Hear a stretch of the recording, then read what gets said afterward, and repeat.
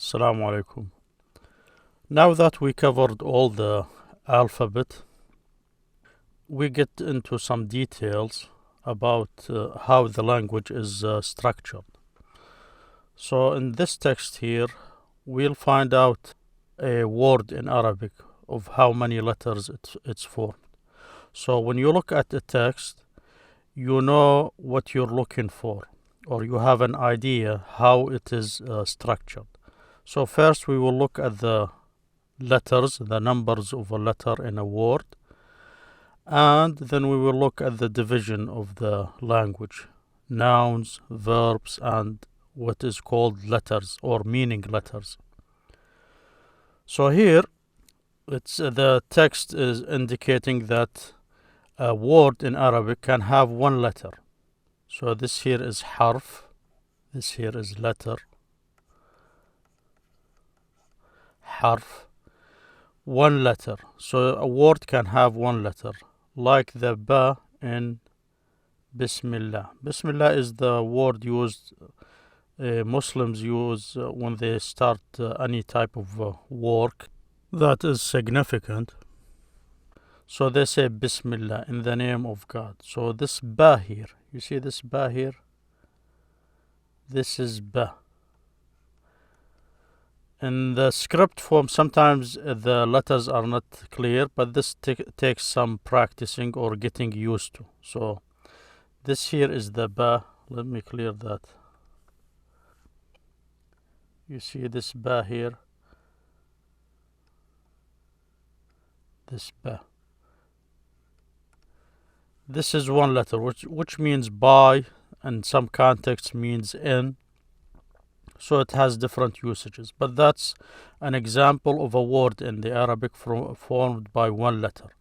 It's like you have in English, like when you say a door or an apple. So you have a as one, that it's like one letter, have a meaning, and that's used in the language. So an, if there is a vowel at the beginning of a noun in English, you say an apple. So that's two letters forming a word that has a meaning. So the same thing here is this ba. Another example he is given here is the hamza, this a here. I will not go too deep in the explanation of how they're used. This is not the time for it. So this alam, did not we, and it continues. This is a verse from the Quran. So ala. Another example of a word, it's two letters. So you have this here one word, harfain. That's a way of expressing the number within the word itself. Instead of saying two letters, they say harfain, and we will cover this later. But this is here saying a word can be two letters, like as in min.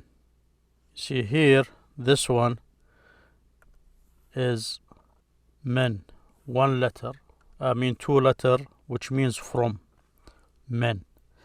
This wa here is an example of one letter word. So wa, which means and in Arabic. So when you see it a lot here. Wa here, wa there. All these, this is the word for and, wa. One letter here, wa. And here this fi, it's two letters, f and ya. As I said, some text they will have this ya with two dots underneath it. They will show it. Some text will not. But this is is used so often you'll become used to it. It's fi, which means in, just like in English, in the house, fil bayt. Another example is three letters. Now this here, the words for three. You don't have to remember these, but this is just an aid. So when we go over text like this more than once, these words become familiar to you. So this is the plural, ahruf, letters, three letters. And example here is inab. You see here you have three letters, a, n, and ba. So this is grapes. This is the word for grapes.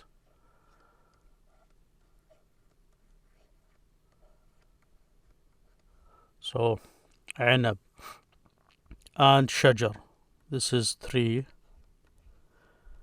or shajar is plural, so this is trees, shajar. And this wa here is and, shajar.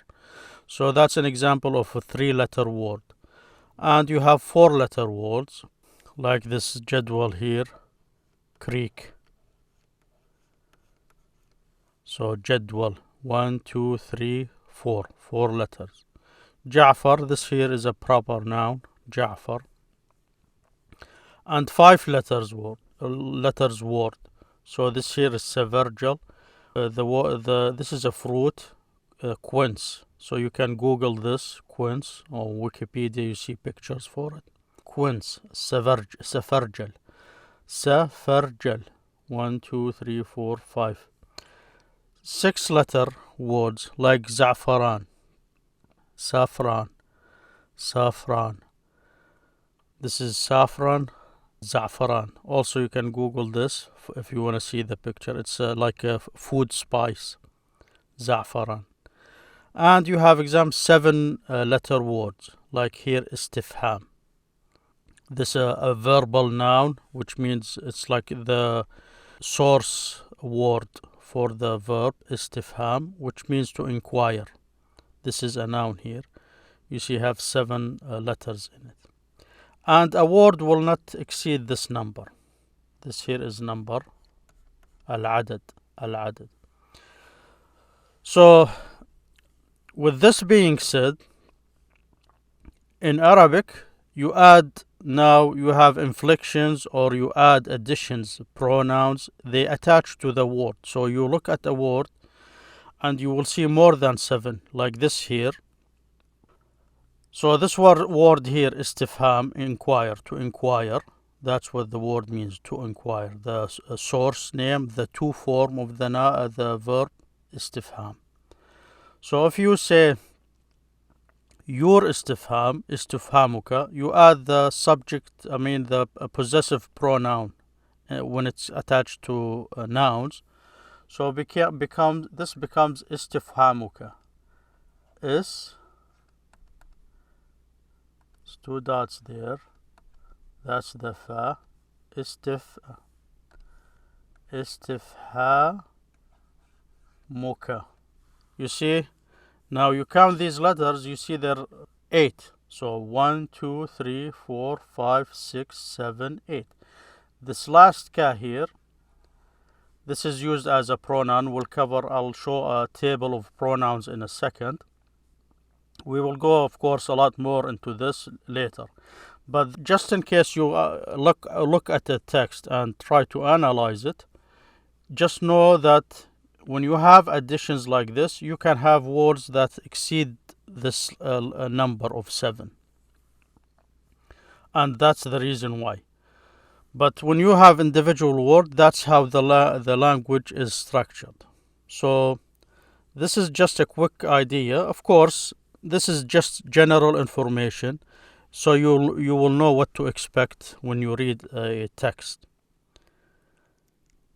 Now briefly I will we start the grammar. As I said, this way we zoom out. We look at the language from top. We recognize what the major divisions are. Just like you look at the house, a plan for a house, you say this is the living room, that's the bathroom, that's the kitchen. Then when you go down to the details, you start going into the breakdown. But after you understand the general description or understand the major parts, now you know how to move between them. And that's the whole point. It's like orientation. So now we start with this here, that the division of the language is just like other languages. You have noun, ism, then you have verbs, فعل, and then you have حرف. And just like we just covered now, some of them they're called meaning letters. Even though if they're formed by 2 letters here, like fi and lam, but they're called letter. The reason why is they cannot stand on their own. That's why they call them letters. A letter cannot have a meaning on its own unless it's attached to something else. So in this case, because this two-letter word here, fi, which means in, if you say it by itself, it does not mean anything. It needs to attach to something else. So because it's behaving like a letter, they call these meaning letters. They have meaning. So this is just a quick discussion of major divisions of the language. What are the major parts of it? Just like in a car, you have engine, transmission, frame. These are major parts. Then we go break these down, and this way we understand the relation between them. Now I will share a table of pronouns. You see this table here? For now, just keep this table. You keep referring to it. But this here is the beginning of grammar lessons for a beginner. I will just give you a general idea about these. Notice here, these are the pronouns. These here are the separate pronouns. And these here, the pronouns when they're connected to a word. By default, if you say the past tense of a verb, like this, ذهب, went, without attaching anything to it, there is nothing attached to it to indicate it's the singular masculine third person, he. So when you say ذهب, there is no letters attached to it to indicate a third person, a masculine singular. So it's understood as referring to one. So ذهب, it means he went.